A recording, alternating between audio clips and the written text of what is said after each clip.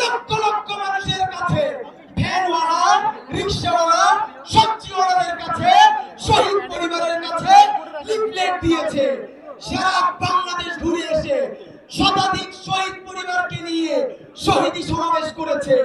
এনসিপির ভাইয়েরা গেছে, বাংলাদেশের প্রত্যেকটা রাজনৈতিক দলের ভাইয়েরা গেছে।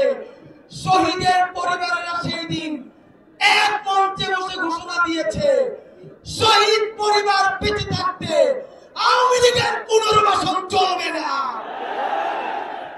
আপনাদেরকে জানাতে চাই, কথা খুব স্পষ্ট, যদি একটা ওয়াদা দিতে চাই, যদি বলি আপনাদের সবাই নিয়ে এইখানে আসছিলাম কারণ জনদুর্ভোগ কম হবে, কিন্তু গণহত্যাকারী আওয়ামী লীগকে যদি নিষিদ্ধ করা না হয় তাহলে তো আর একটা কচু কাটা হবে।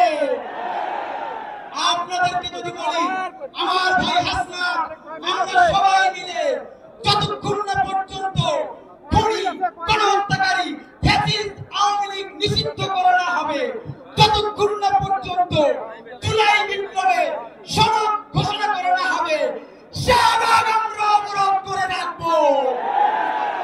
এই শাহবাগ সেই শাহবাগ নয়, যেই শাহবাগে বিরিয়ানি খেয়ে, কাচ্চি খেয়ে নিচে গিয়ে আন্দোলন করা হয়েছে, এই শাহবাগ সেই শাহবাগ নয়।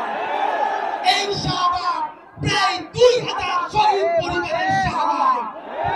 এই শাহবাগ হাজারো হাজার অন্ধ পঙ্গুর শাহবাগ। বন্ধুরা আমার, সংক্ষেপে বলে শেষ করি, থানায় পানায় ছাড়া অতি দ্রুত শাপলা গণহত্যার বিচার করতে হবে।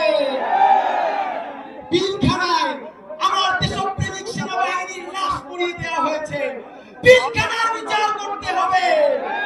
সাইদি সাহেবের রায়ের পরে 2 শতাধিক মানুষকে পাখির মতো গুলি করে হত্যা করা হয়েছে, বিচার করতে হবে। মোদি বাংলাদেশে আসার পর মোদি বিরোধী আন্দোলনে যারা নেমেছে, শহীদ হয়েছে, বিচার করতে হবে। আগামী 24 ঘন্টার মধ্যে গণহত্যার দায় ফ্যাসিস্ট আওয়ামী লীগকে যদি নিষিদ্ধ করা না হয় এবং আগামী 36 জুলাইয়ের মধ্যে জুলাইয়ের সনদ ঘোষণা করা না হয়, জুলাই জনতা শাহবাগ ছাড়বে না।